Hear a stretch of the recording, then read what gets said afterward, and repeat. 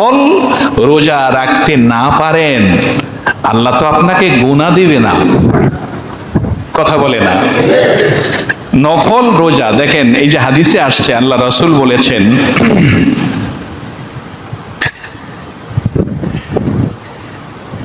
হাদিসে আসছে যে রাসূলুল্লাহ সাল্লাল্লাহু আলাইহি ওয়াসাল্লাম বলেছেন যে তোমরা যদি নফল ইচ্ছা করো নফল রোজা রাখতে পারো, আর যদি ইচ্ছা না করো তাহলে নাও কি রাখতে পারো।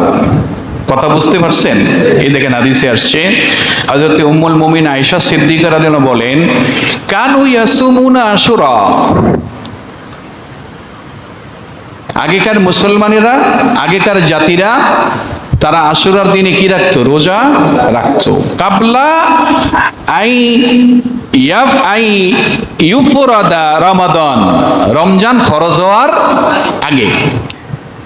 ওয়াকানা ইয়াওমান সাতরুল্লাহি ফিহিল কাবা, আর এই দিনে কাবায় গেলাপ জড়ানো হতো। সুবহানাল্লাহ কোন। এই যে দেখেন, কালকে দেখেন আপনারা ইউটিউবে আসছে, দেখলাম যে কানায় কাবায় গেলাপ পরানো হচ্ছে এই প্রতি বছরই এই মুহররম মাসে। সুবহানাল্লাহ কোন। কি মাসে? মুহররম মাসে।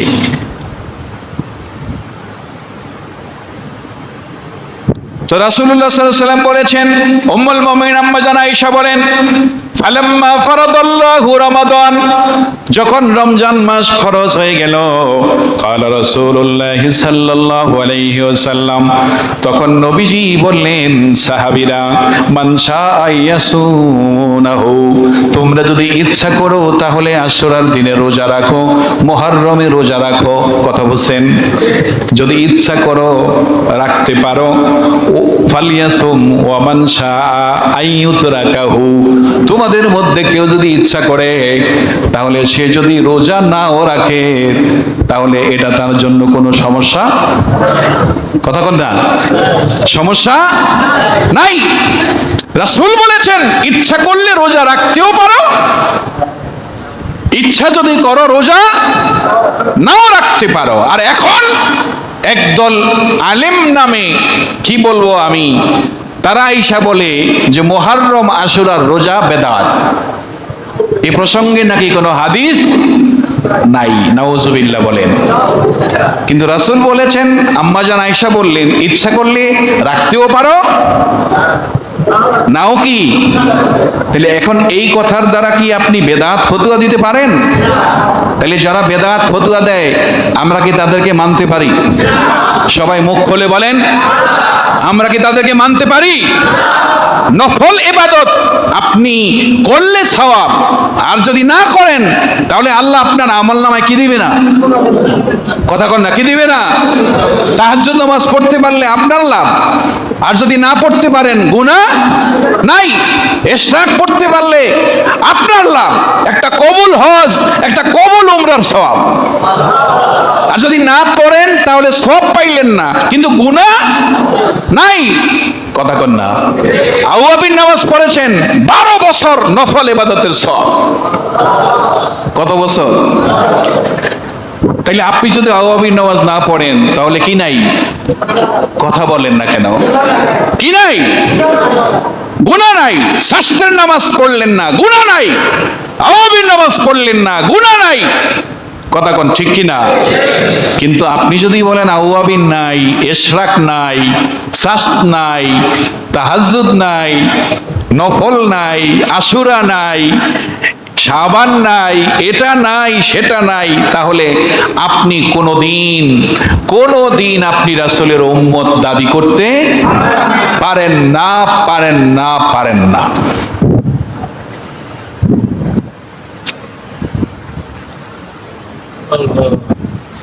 তাহলে রাসূলুল্লাহ সাল্লাল্লাহু আলাইহি ওয়াসাল্লাম বলেছেন কি হাদিসের শেষে, যে তোমরা যদি একদিন রোজা রাখো তাহলে তো আমি মুসার ভাই। সুবহানাল্লাহ কন্যা। আমার নবী বলছেন আমি মুসার কি ভাই, সুতরাং আমি রোজা রাখার অধিকার রাখি তোমাদের তুলনায় কি বেশি। তোমরা ইহুদি, আর মুসা হলো আমার কি ভাই, সুবহানাল্লাহ কন্যা। তাইলে আমি রোজা রাখার অধিকার রাখি কি বেশি। তখন নবী বললেন, সাহাবীরা তোমরাও একটা রোজা রাখো, আমিও একটা রোজা রাখি। সাহাবারা আবার বললেন, ইয়া রাসূলুল্লাহ, ইহুদিরাও একটা রাখলো, আমরাও কি একটা রাখলাম, তাহলে তো তাদের অনুসরণ হয়ে গেল। তখন নবী বলছেন, আমি যদি সামনের বছর বেঁচে থাকি তাহলে আমি 9 তারিখে একটা রাখবো, 10 তারিখে একটা রাখবো। তো কয়টা রাখবো বলেন না, কয়টা? 2টা রাখবো। তাহলে আর ইহুদি নাসারাদের অনুসরণ হবে না। জোরে জোরে বলেন সুবহানাল্লাহ। তাহলে আমরা যদি চেষ্টা করি রাখতে পারি না? কথা কন না? কত সময় তো আমরা না খেয়ে থাকি। শোনেন, একটা কথা মনে রাখেন, নফল ইবাদত ছাড়া আল্লাহর নৈকট্য লাভ করা যায় না। কথা কন না? আপনারা বলেন তো, অতিরিক্ত কাজ যদি কোনো কর্মচারী কোনো ডিপার্টমেন্টে করে তাহলে এই বেনিফিটটা কি কর্মচারীর হয় না? আপনাদের সন্তান যারা বিদেশে থাকে তারা ওভার ডিউটি করেনি, কথা কয় না, ওভার টাইম করেনি, তাহলে তার বেতন হইল 50,000 টাকা। এখন সে আপনার জন্য মাসে পাঠাইতে পারতেছে 70,000 টাকা। কথা কন না? তো আপনি তো জিজ্ঞান, কিরে বাবা, শুনলাম তোর 50,000, তো তুই যে খাসদাস কি, আমার যে 70,000 টাকা পাঠাইলি এই মাসও।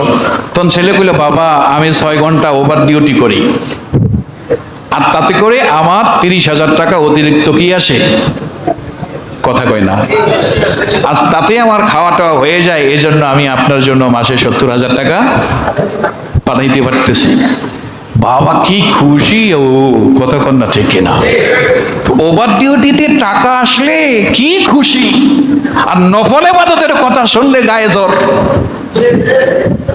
কথা কয় না? নফল ইবাদতের কথা শুনলে গায়ে কি জ্বর। কার এই অতিরিক্ত করার দরকার নাই। টাকা পাইলে খুশি, ইবাদতের কথা শুনলে মগ বেজা। কি কথা কন না, ঠিক কিনা? এই বেজরা বেজরিতে আমরা নাই, কি বলেন, ঠিক কিনা? যখনই সুযোগ পান নফল বন্দেগী বেশি বেশি করে করবেন, নফল রোজা রাখবেন, নফল নামাজ পড়বেন। আল্লাহ পাক আমাদেরকে আল্লাহর নৈকট্য লাভে প্রকৃত ইবাদত বন্দেগী রাসূলের আদর্শে অনুপ্রাণিত হয়ে কোরআন সুন্নাহ ভিত্তিক আল্লাহ পাক আমাদের জীবনকে কবুল করেন। জোরে জোরে বলেন আমিন।